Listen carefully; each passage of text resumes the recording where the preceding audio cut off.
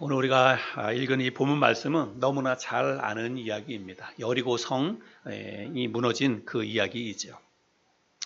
근데 우리가 너무나 잘 알기 때문에 그냥 쉽게 가볍게 생각하고 넘어갈 수 있습니다. 그런데 한번 생각해 보면 이 사건은 정말로 이성적으로나 논리적으로는 전혀 설명할 수 없는 엄청난 기적입니다. 그리고 이 이야기 속에는 많은 교훈과 또 우리가 새겨볼 그런 가르침들이 담겨져 있습니다.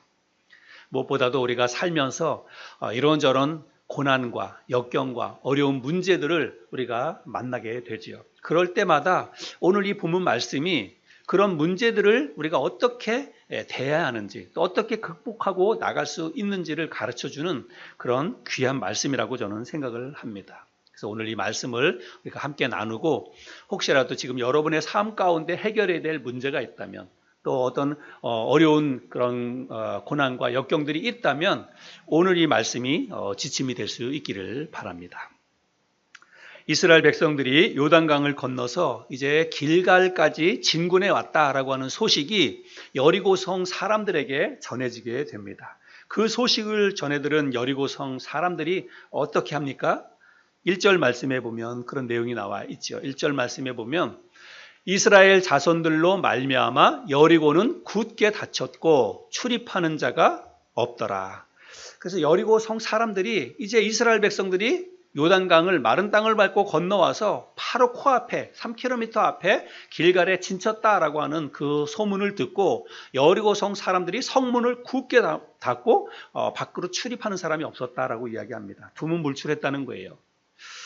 이 여리고 성은 이스라엘 백성들이 이제 가나안 땅을 정복하기 위해서 왔잖아요. 근데 그 넓은 가나안 땅을 다 정복하기 위해서는 반드시 첫 번째로 점령해야 될 그 성이 마을이 어디냐면 그게 바로 여리고라고 하는 것입니다. 이 여리고 성을 정복해야만 그 다음에 이제 가나안 땅을 향해서 진군해 갈 수가 있는 거예요. 그래서 가나안 땅의 관문과도 같은 그런 성이 여리고 성입니다. 그런데 이 성을 정복하는 게 정말 만만치 않습니다. 왜냐하면 이 여리고 이 성읍은 높은 언덕 위에 이 그 성이 위치해 있습니다. 그리고 두 겹으로 된 이 아주 튼튼한 성벽으로 이 주위를 뺑 둘러쌌어요. 그래서 아주 요새와 같은 그런 성이라고 할 수가 있습니다. 제가 그림을 한번 좀 보여드려 볼게요. 이제 이것이 이제 그 여리고 성의 어떤 단면도 같은 그런 그림이라고 볼 수 있습니다. 저렇게 두 벽으로 밖에 외벽이 있고 또 안에 또 하나의 성벽이 있는 그런 여리고 성입니다. 예, 또 하나 보여줄까요? 예, 이거는 이제 오늘날의 그 여리고 성이 있었던 그 지역인데 이렇게 한눈에 보기에도 언덕 위에잖아요. 그렇죠? 저기 이제 성이 있었던 여리고 성이 있었던 그 지역인데 저렇게 생긴 곳입니다. 그래서 여기는 내벽이 한 3.5m 정도가 된다고 합니다. 3.5m면 굉장히 두껍잖아요. 그렇게 이제 내벽이 쌓여져 있고 이 여리고라고 하는 이 마을은 기원전 4,000년 전부터 있었던 그런 마을이라고 합니다. 성읍이라고 합니다. 그러니까 굉장히 오래된 그런 성이라는 거예요. 이게 굉장히 오래된 성이고 거기에 사람들이 살고 있었다고 하는 것은 여러 외부의 침입으로부터도 그게 단단하게 그 성이 지켜졌다라고 하는 거죠. 그래서 아예 난공불락의 그런 성이라고 할 수 있습니다. 그런데 이런 성을 이스라엘 백성들이 가서 이 성을 정복한다는 게 여러분 이게 얼마나 어려운 일입니까? 현실적으로는 그야말로 불가능한 일이라고 할 수 있지요. 그런데 결론적으로는 이스라엘 백성들이 이 여리고 성을 정복했습니까? 못했습니까? 예, 결국은 여리고 성을 정복을 했죠. 이것은요, 이스라엘 백성들이 여리고 성을 정복한 것이 아닙니다. 그들의 힘으로는 이렇게 난공불락의 요새와도 같은 성을 정복할 수가 없어요. 이거는 하나님이 하신 일입니다. 하나님께서 어떻게 이 여리고 성을 무너뜨리시는지 오늘 우리가 말씀을 한번 살펴보기를 원하는데요. 첫 번째 보면 하나님이 이 여리고 성을 정복하기 위해서 여호수아에게 명령을 내리는데 그 명령이 참 이상합니다. 이상한 명령을 내려요. 우리 2절부터 5절까지인데 자매님께서 한번 말씀을 읽어주시기 바랍니다. 2절부터 5절까지입니다. 여호와께서 여호수아에게 이르시되 보라 내가 여리고와 그 왕과 용사들을 네 손에 넘겨줬으니 너희 모든 군사는 그 성을 둘러 성 주위를 매일 한 번씩 돌되 엿새 동안을 그리하라.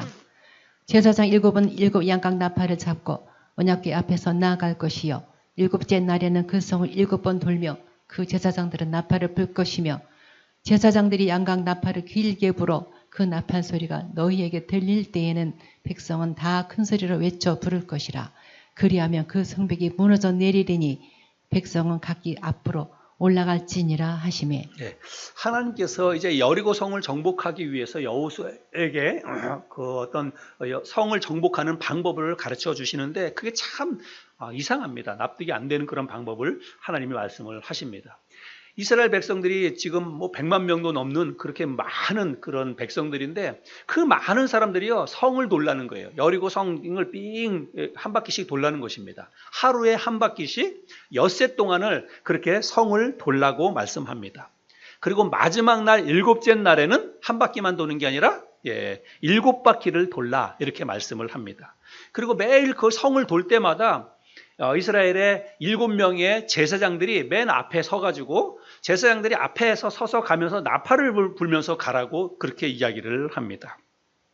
그리고 이제 마지막 7째 날에는 양각 나팔을 그 나팔을 부는데 평소와는 다르게 길게 울려서 불라는 거예요. 그래서 길게 나팔을 울려서 불면 그 소리를 듣는 즉시 백성들이 큰 소리를 외치라는 것입니다. 와 하고 큰 소리를 외치라는 거예요. 그러면 그 튼튼한 여리고 성벽이 무너져 내릴 것이다. 하나님 그렇게 여호수아에게 말씀을 하셨습니다. 그렇게 해서 이 여리고 성을 정복할 수 있다고 하나님이 말씀을 하셨다는 거예요. 여러분 이게 뭐 학교 운동회도 아니고 목숨을 건 전쟁에서 적의 그 견고한 성읍을 정복하고 무너뜨리는 전술이 여러분 이게 가당한 전술입니까? 그 튼튼한 성을 뭐 갖다가 밑에서부터 뭐 깨든지 아니면 사다리를 타고 올라가 가지고 성을 정복하든지 뭐 여러 가지 그런 방법이 있을 텐데 그냥 성 주위를 뺑 돌라는 거예요. 한 바퀴 돌고 매일 한 바퀴씩 돌고 마지막 7째 날에는 7바퀴를 돌고 큰 소리로 와 하라는 거예요. 그러면 성이 와르르 무너진다는 것입니다. 정말 말도 안 되는 그야말로 엉뚱한 생뚱맞은 그런 명령이 아닐 수가 없습니다. 그런데 하나님은 그렇게 하라는 거예요. 그렇게 하면 성이 무너질 것이다. 하나님이 그렇게 말씀을 하셨습니다. 여호수아는 정말 말도 안 되는 이런 하나님의 명령을 받아들었지만 하나님의 말씀에 순종합니다. 그리고 백성들에게 그렇게 똑같이 하나님이 말씀하신 대로 그렇게 백성들에게 선포합니다. 그래서 그 성을 돌라고 하는 그런 말씀을 선포합니다. 그리고 본인도 함께 이 성을 돌게 되지요. 그런데 성을 도는 데 있어서 아주 그 반드시 지켜야 할 규칙이 하나 따로 있었습니다. 근데 이 규칙은 제가 볼 때 하나님이 여호수아에게 직접 내리신 그런 명령은 아닌 것 같아요. 성경 말씀을 자세히 읽어보면 여호수아가 그냥 자기의 생각을 그렇게 백성들에게 이야기한 것 같습니다. 그 규칙은 뭐냐면 10절인데요. 우리 10절 말씀을 같이 한번 읽어볼까요? 같이 읽겠습니다. 시작. 여호수아가 백성에게 명령하여 이르되 너희는 외치지 말며 너희 음성을 들리게 하지 말며 너희 입에서 아무 말도 내지 말라. 그리하다가 내가 너희에게 명령하여 외치라 하는 날에 외칠지니라 하고. 성을 도는데 한 가지 규칙은 뭐냐면 입 밖으로 한마디도 말을 내뱉지 말라는 것입니다. 아무 말도 하지 말고 오직 입을 닫고 침묵하면서 성을 돌라고 그렇게 이야기하는 것입니다. 이거는 여호수아가 자기 생각대로 아마 이스라엘 백성들에게 이렇게 했던 말인 것 같은데 왜 여호수아가 백성들에게 아무 말도 하지 말고 성을 돌라고 했을까요? 그거는 여호수아가 이 하나님이 내리신 그 명령에 이스라엘 백성들이 순종하는 것이 이게 정말 너무나 힘들고 어려운 일이다라고 하는 것을 알았기 때문에 한마디도 하지 말라고 하는 이 명령을 덧붙였다라고 저는 생각을 합니다. 만약에 여호수아가 이스라엘 백성들에게 이 명령을 하지 않았다면 입 밖으로 한마디도 내지 말라고 하는 이 말을 하지 않았다면 아마 이스라엘 백성들은 성을 도는 게 하루 성을 돌고 아마 더 이상 그렇게 하지 않았을 가능성이 많이 있습니다. 채 하루도 성을 돌지 않아서 여기저기서 문제가 발생했을 것이라고 생각이 됩니다. 여러분 한번 생각해 보세요. 이 성을 정복해야 되는데 아무 말도 하지 않고 성을 그냥 뺑글뺑글 도는 거예요. 그냥. 근데 그렇게 돌다가 사람들이 여호수아가 한마디도 입 밖으로 내뱉지 말라 하는 말을 안 했다면 사람들이 여러분 가만히 있겠습니까? 서로 이야기하겠지요. 잘난 사람이 얼마나 많습니까? 사람들마다 다 자기 생각이 있잖아요. 도대체 우리가 이게 뭔 짓거리를 하는 거냐 이야기하면서 아니 이게 말이 되냐? 우리가 이렇게 성을 돈다고 해가지고 이게 무슨 일이 일어나겠느냐? 여기저기서 각자 불평과 불만과 막 이야기들을 했을 거예요. 그러다가 그 가운데는 이제 이탈자들이 생기겠지. 야, 난 못해. 이게 뭐 말이 돼? 그러면서 난 안 할 거야. 그런 사람들이 여러분 안 생기겠습니까? 아마 뭐 20-30명만 되더라도 그런 사람이 분명히 나올 거예요. 그런데 여기는 지금 100만 명도 넘는 그 수없이 많은 사람들이 있습니다. 그 사람들이 한마디씩 해봐요. 무슨 일이 되겠습니까? 아무 일도 이룰 수가 없을 것입니다. 미국의 복음주의 설교가이고 또 목사인 A.W. 토저라고 하는 이 목사님이 이런 말씀을 하셨습니다. 자막을 보여주세요. 네. 그리스도인의 경건 훈련에서 가장 중요한 것은 침묵의 훈련이다. 왜냐하면 침묵을 배우지 않고는 하나님의 음성을 들을 수 없기 때문이다. 사실 우리는 살아가면서 너무 불필요한 말을 많이 하는 경향이 있습니다. 특별히 공동체 안에서는요, 말을 너무 많이 하는 것이 오히려 유익함보다는 해가 더 많을 가능성이 있다. 저는 생각을 합니다. 그래서 옛날부터 사공이 많으면 배가 산으로 간다. 그런 말도 그래서 나온 거라고 생각이 됩니다. 여러분, 출애굽한 이스라엘 백성들이 애굽을 떠나오자마자 바로 맞부딪혔던 문제가 뭐냐면 홍해바다였습니다. 홍해바다 앞에 딱 섰어요. 그랬을 때 이스라엘 백성들이 어떻게 하냐면 두려워 떨면서 모세와 지도자들을 향해서 아론과 훌, 이 지도자를 향해서 뭐라고 얘기합니까?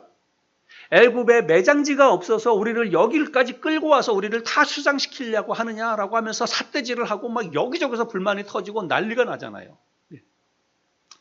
그때 모세가 이스라엘 백성들에게 뭐라고 이야기하냐면 가만히 서서 여호와께서 오늘 너희를 위하여 행하시는 구원을 보라.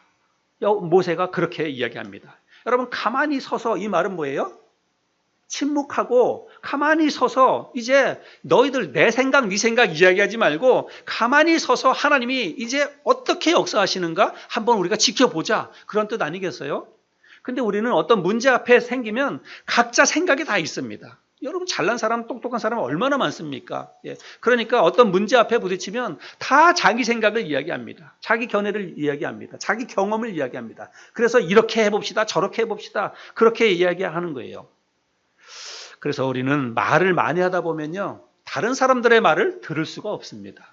말을 많이 하다 보면 하나님의 음성을 들을 수가 없어요. 하나님이 우리에게 뭐라고 말씀하시는지, 하나님이 우리에게 무엇을 원하시는지 하나님의 뜻을 분별해낼 수가 없습니다. 하나님의 음성을 들을 수가 없는 거예요. 이 사실을 너무나 잘 알았기 때문에 여호수아도 그렇고 모세도 그렇고 우리의 이 백성들을 인도해 가시는 분은 하나님이시다. 그래서 하나님이 뭐라고 말씀하시는지 하나님의 음성을 듣고 하나님이 뭐라고 말씀하셨다면 우리의 모든 생각을 내려놓고 하나님의 뜻에 순종해 봅시다. 하나님이 일을 이루실 것입니다. 그렇게 이야기하고 백성들을 인도해 가는 거예요. 그래서 여호수아도 백성들에게 한마디도 이야기하지 말고, 여호수아는 그 홍해바다를 건널 때 있었던 그 사건을 알잖아요. 그래서 백성들이 여기저기서 불평 불만을 이야기했던 그 일들을 알고 광야 생활을 다 지나오면서 이 백성들이 어떤 백성인지를 알았기 때문에 이제 여리고성을 정복하기 전에 하나님이 말씀을 주신 방법대로 하면 그거를 이스라엘 백성들이 순순히 다 따를 것이다라고 생각을 안 했던 거죠. 그래서 그들의 입을 봉하고 침묵하고 잠잠히 하나님의 뜻에만 순종합시다라고 이야기하고 백성들을 이끌고 성을 돌기 시작을 했다는 것입니다. 여러분, 이스라엘 백성들이 성을 몇 바퀴 돌았나요? 네, 하루에 한 바퀴씩 엿새 동안 돌고 마지막 7째 날에는 7바퀴를 돌았습니다. 그러니까 몇 바퀴 도는 거예요? 네, 13바퀴를 도는 거죠. 근데 성을 몇 바퀴 돌았는지는 중요하지 않아요. 이거 시험 문제에 안 나옵니다. 이런 거는. 네. 근데 우리가 참 아주 흥미로운 그런 사실이 있는데 그거는 뭐냐면 여리고 성이 백성들이 성을 돌 때 조금씩 여기저기서 균열이 생기고 또 문제가 생기고 그러다가 천천히 이렇게 여리고성이 무너지다가 마지막 날에 확 무너진 게 아니라는 거예요. 첫째 날 한 바퀴를 돌았을 때 아무 일도 일어나지 않았습니다. 두 번째 날도 또 성을 한 바퀴 돌았는데 아무 일도 일어나지 않았습니다. 어떤 사람들은 이 여리고성이 무너진 이유가 지진이 일어났을 것이다, 이렇게 얘기하는 사람도 있고, 어떤 공명현상 때문에 성이 무너졌다, 그렇게 이야기하는 사람들도 있습니다. 나름대로의 어떤 근거나 어떤 타당한 그런 주장이라고 생각해 볼 수 있습니다. 왜냐하면 그런 이제 성을 쌓아놓은 주변에 여러분 한두 명도 아니고 100만 명도 넘는 사람들이 성 주위를 계속 도는 거예요. 막 발로 쿵쿵 거리면서 이렇게 하면서 성을 도니까 아마 그거에 의해서 성벽들에 조금씩 균열이 갈 수도 있겠다, 이런 생각을 사람들이 할 수가 있는 거죠. 또 100만 명이 넘는 사람들이 마지막 날에 일제히 큰 소리로 와 하고 소리를 질렀잖아요. 그러니까 그 큰 소리 때문에 성 안에 공명 현상이 생겨서 성이 균열이 가가지고 성이 무너졌을 것이다, 이렇게 이야기하는 사람도 있습니다. 그런가 하면 어떤 유대인 학자는, 제가 동영상으로 직접 봤는데, 어떤 유대인 학자가 나와서 이 여리고성이 어떻게 무너졌을까 생각해 보니까 7명의 제사장들이 앞에 가면서 양각 나팔을 붑니다. 양각 나팔을 부는데 그 양각 나팔 소리가, 양각이라고 하는 것은 양의 뿔로 만든 그 나팔이에요. 근데 그 양각 나팔 소리가요, 아주 신비롭습니다. 그리고 그걸 들으면 정신적으로 뭔가 굉장히 조금 이렇게 위협감을 느낄 만한 그런 소리라고 생각이 돼요. 근데 그런 소리를 듣고 사람들이 심리적으로 너무 막 불안하고 그래가지고 자기네들끼리 막 우왕좌왕하고 성에서 막 도망가는 사람들 생기고 막 그렇게 하다가 성이 무너졌을 것이다, 이렇게 이야기하는 사람들도 있습니다. 제가 양각 나팔 소리를 한번 영상으로 이렇게 한번 여러분 보여드리려고 준비했는데요. 한번 틀어줘 보실까요? 그냥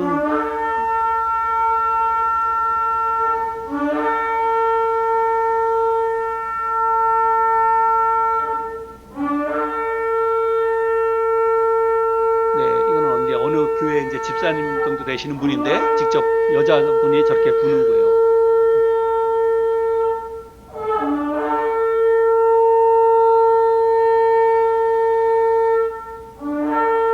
부는 게 쉽지 않습니다. 이게 길기 때문에.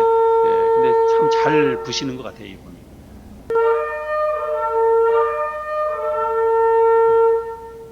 소리를 다양하게 낼 수 있습니다. 짧게도 낼 수 있고 길게도 낼 수 있고.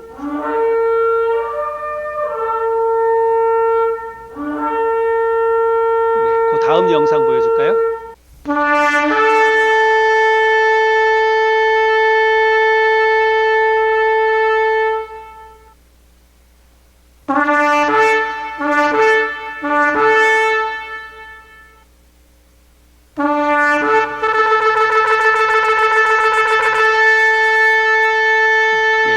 전쟁 나갈 때 이렇게 울려 퍼지는 그런 소리라고 합니다.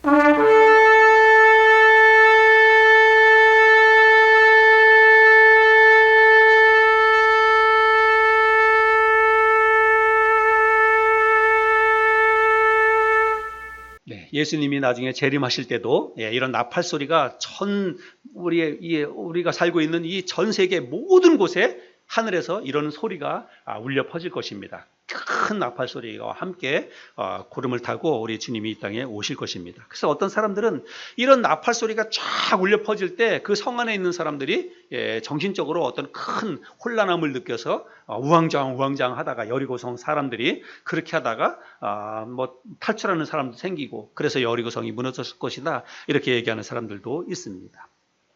그런데 저는 이런 모든 주장들은 하나님의 역사와 하나님의 크신 능력을 폄훼하는 그런 주장이라고 생각합니다. 여리고 성이 무너진 것은 어떤 무슨 자연 현상이라든지 나팔 소리라든지 그런 거에 의해서 무너진 것이 아니라 하나님의 주권적인 능력과 하나님의 역사하심 때문에 여리고 성이 무너진 것이지요. 하나님께서 이스라엘 백성, 특별히 아브라함과 맺은 언약이 무엇입니까? 너의 후손을 통해서 이 가나안 땅에 수없이 많은 민족을 이루고 큰 나라를 이루게 해주시겠다라고 약속하셨던 그 약속을 성취하기 위해서 하나님이 여리고성을 정복하게 해주셨다는 사실입니다. 이 여리고성이 하루에 조금씩 무너지지 않고 마지막 7째 날에 한 번에 와르르 무너졌습니다. 근데 여기에는 많은 교훈이 있다 저는 생각이 됩니다. 만약에 백성들이 하루 이틀 돌다가 아무런 기미가 보이지 않는다고 해가지고 중간에 포기했다면, 하루 돌았는데도 아무 일도 일어나지 않고 3일, 4일을 돌았는데도 아무 일도 일어나지 않아요. 근데 그때 백성들이 그렇게 하면서 야, 이거 우리 미친 짓 하는 거 아니냐, 이게 성을 돈다고 해가지고 뭐가 달라지겠냐라고 하면서 그들이 중간에 포기하고 그냥 그 가운데서 이탈자가 생기고 만약에 그랬다고 한다면 여리고 성은 정복하지 못했을 것입니다. 우리 이 말씀을 통해서 오늘 함께 나눈 이 스토리 이야기를 통해서 우리가 적용해 볼 삶의 교훈들이 있지요. 이 여리고 성은 저는 그렇게 생각합니다. 우리는 오늘날 우리가 여리고 성을 정복하거나 여리고 성을 무너뜨릴 일은 없지요. 그런데 여러분, 우리의 삶에도 이 여리고 성과 같은 우리가 헤쳐나가야 될 문제들이 우리의 삶 가운데 있다는 것입니다. 여러 가지 고난과 또 시련과 역경, 또 우리의 삶의 경제적인 문제든지 우리 가정의 질병의 문제든지 여러 가지 문제가 우리 앞에 놓여져 있는 거예요.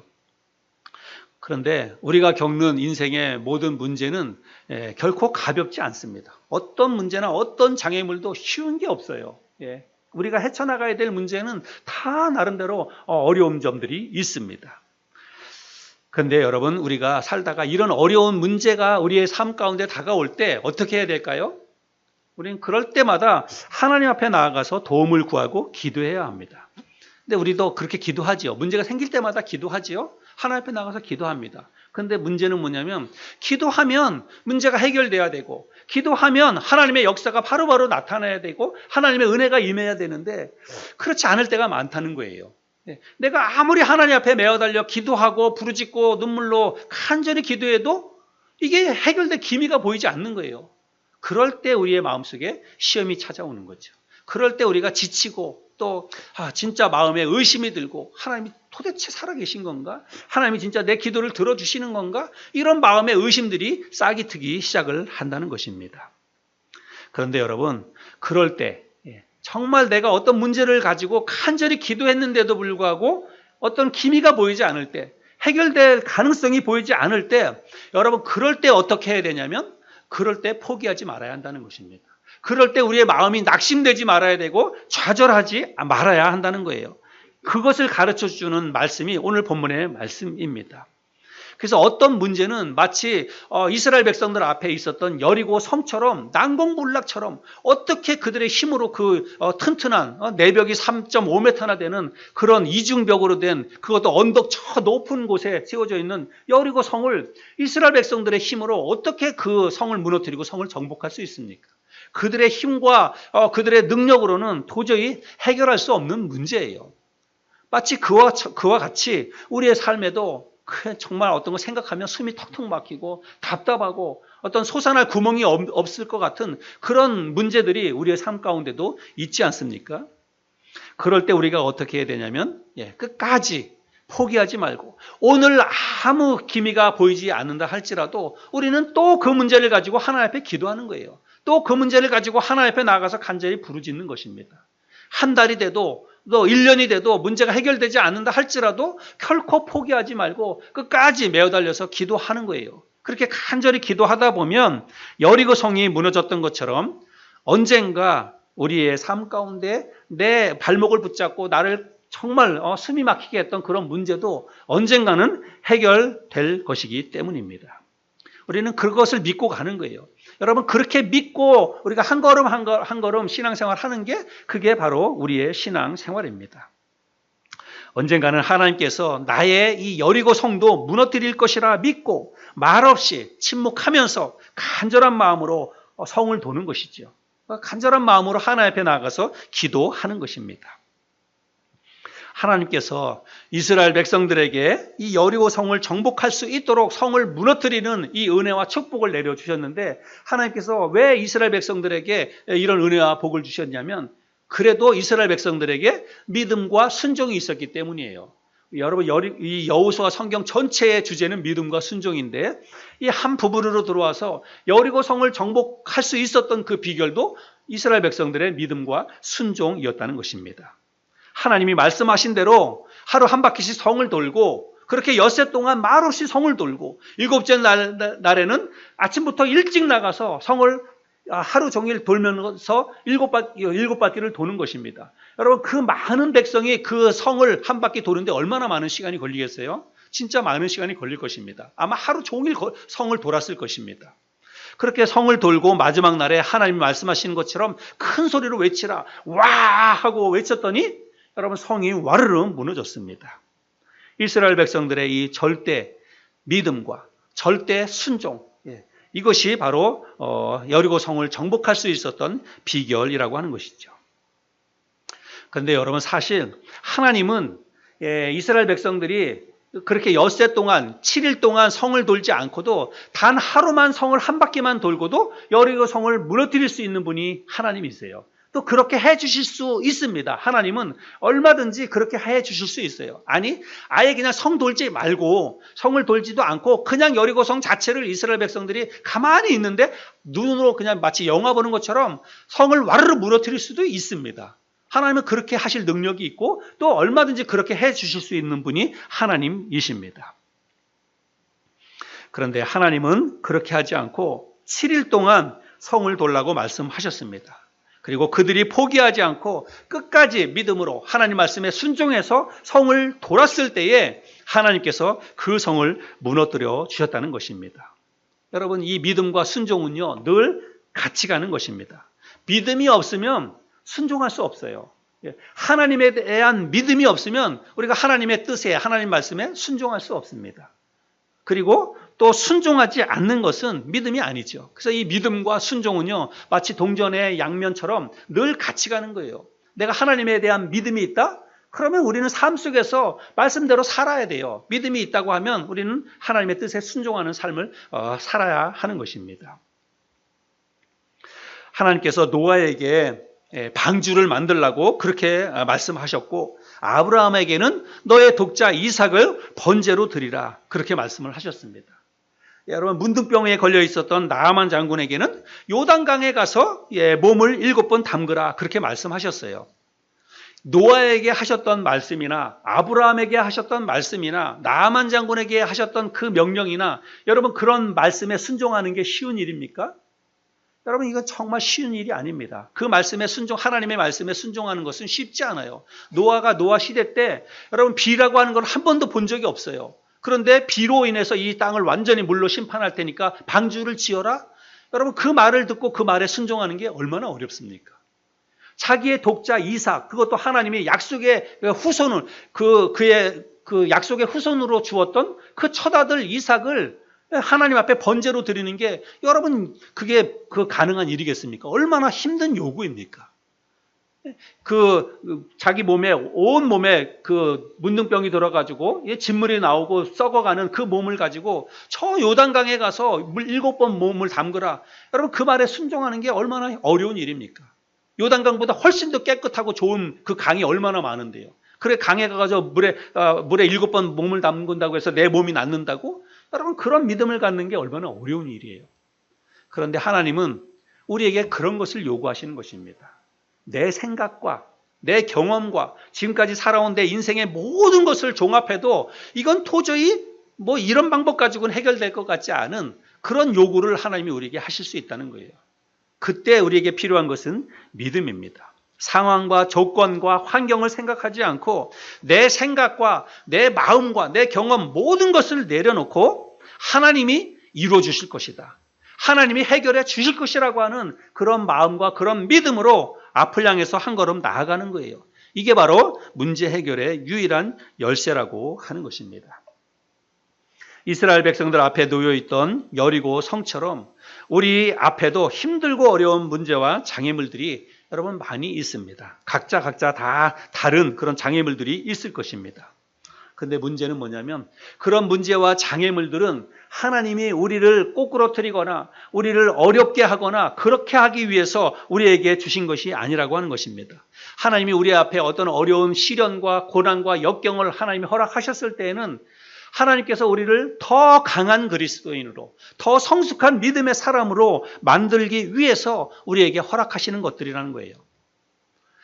우리 군대 다녀오신 분들은 아시겠지만 신병교육 때에 이제 군인으로 군복을 입고 신병교육 때 가면 첫 번째 훈련으로 뭐 하냐면 각계전투 훈련이라고 하는 것을 합니다. 각계전투 훈련.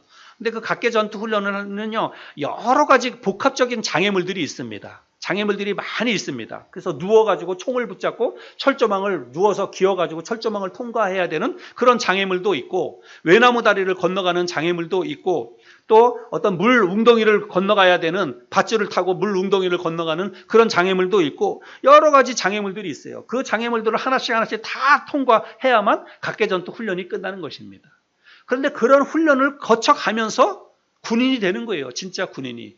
얼마 전까지만 하더라도 사회에서 그냥 뭐 마음대로 자기가 원하는 대로 살고 그렇게 했던 사람들이 군복을 입고 그런 각계전투 훈련이나 군에서 행하는 여러 가지 훈련을 겪어가면서 강한 군인으로 성장해 가는 것입니다. 우리 앞에 놓인 문제나 고난도 여러분 이와 같습니다. 이런 우리 앞에 놓인 문제, 고난이 그저 그냥 불평거리, 원망거리가 아니라 그런 고난과 역경과 어려운 문제들을 우리가 하나씩 우리가 부딪혀서 극복해 가면서 우리는 더 강한 그리스도인으로, 더 믿음에 있는 그런 하나님의 사람으로 우리가 성장해 가는 것입니다. 그래서 우리 앞에 놓인 이 고난과 역경과 문제는요, 하나님이 우리로 하여금 더 성숙한 그리스도인으로 만들어가기 위해서 하나님이 놓으신 허들이라고 여러분 생각하시면 됩니다. 허들 뭔지 알죠? 허들. 그래서 우리가 그런 허들을 하나씩 뛰어넘을 때마다 우리는 무엇을 경험할 수 있냐면, 하나님이 살아계시는구나. 하나님이 지금 나와 함께하고 계시는구나. 하나님이 지금 이 어려운 순간에도 나를 도와주시는 거구나. 그래서 그런 허들을 뛰어넘고 나서 우리가 뭘 고백합니까? 하나님의 은혜를 고백하지 않습니까? 그런 힘들고 어려운 문제를 겪고 나가지고 진짜 하나님이 역사하셨다. 하나님이 내 기도 들어주셨다. 하나님이 나와 함께 하신다. 우리가 그렇게 고백하면서 하나님 앞에 영광을 돌리는 거잖아요. 그래서 우리 앞에 다가오는 고난과 역경과 여러 가지 어려운 일들, 지금 여러분의 삶 가운데 겪고 있는 그런 문제는요, 그냥 단순한 문제가 아닙니다. 그것으로 인해서 좌절하거나 낭망하거나 어떤 이 세상에서 하나님이 우리로 하여금 어떤 어려움을 주기 위해서 주신 게 아니라, 내가 더 성숙한 그리스도인으로, 더 정말 하나님 앞에 믿음을 갖춘 훌륭한 하나님의 군사로 하나님이 만드시기 위해서 우리에게 허락하신 허들이라고 여러분들이 받아들일 수 있기를 바랍니다. 여러분 앞에 놓인 여리고성은 무엇입니까? 왜 나에게 하나님이 이런 고난을 허락하시느냐고, 왜 나에게만 이런 시련을 허락하시느냐고 생각하지 마시고, 이런 문제나 고난을 통해서 더 크고 놀라운 하나님의 역사와 하나님의 은혜와 하나님의 기적을 경험해 볼 수 있기를 바랍니다. 믿음과 침묵으로 묵묵히 우리가 믿음의 자리에서 이탈하지 않고 기도하면서 하나님이 반드시 이루어 주실 것이다라고 하는 믿음을 가지고 하루하루 살아가다 보면 그 문제가 해결될 줄로 믿습니다. 하나님께서 그런 모든 문제를 우리가 하나님께서 다 해결해 주실 줄로 믿습니다. 그런 믿음으로 하루하루 살아가는 게 진짜 참된 신앙생활이에요. 그런 참된 믿음으로 또 하나님 말씀에 순종하며 하루하루 믿음으로 살아가는 저와 여러분 모두가 될 수 있기를 바랍니다. 이 시간 마지막으로 우리가 오늘 본문으로 읽었던 말씀 몇 구절만 읽고 오늘 말씀을 마치도록 할 텐데요. 먼저 우리 15절, 16절 말씀을 같이 한번 읽어보겠습니다. 준비가 안 됐나 보네요.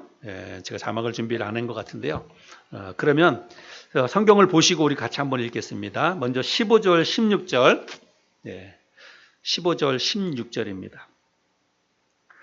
같이 읽겠습니다. 시작. 일곱째 날 새벽에 그들이 일찍이 일어나서 전과 같은 방식으로 그 성을 7번 도니 그 성을 7번 돌기는 그날 뿐이었더라. 7번째에 제사장들이 나팔을 불 때에 여호수아가 백성에게 이르되 외치라 여호와께서 너희에게 이 성을 주셨느니라. 그 다음에 20절 21절입니다. 같이 시작. 이에 백성은 외치고 제사장들은 나팔을 불매 백성이 나팔 소리를 들을 때에 크게 소리질러 외치니 성벽이 무너져 내린지라. 백성이 각기 앞으로 나아가 그 성에 들어가서 그 성을 점령하고 그 성 안에 있는 모든 것을 온전히 바치되 남녀노소와 소와 양과 나귀를 칼날로 멸하니라. 하나님의 말씀에 순종했을 때에 성이 무너지는 놀라운 기적이 일어났습니다. 저와 여러분도 하나님의 말씀에 순종해서 믿음으로 하루하루 살아가다 보면 우리가 겪고 있는 여리고 성처럼 견고한 그런 문제도 어느 날 갑자기 와르르 무너져 내릴 줄로 믿습니다. 그런 믿음으로 하나님 앞에 날마다 기도하며 나아가는 저와 여러분이 될 수 있기를 바랍니다.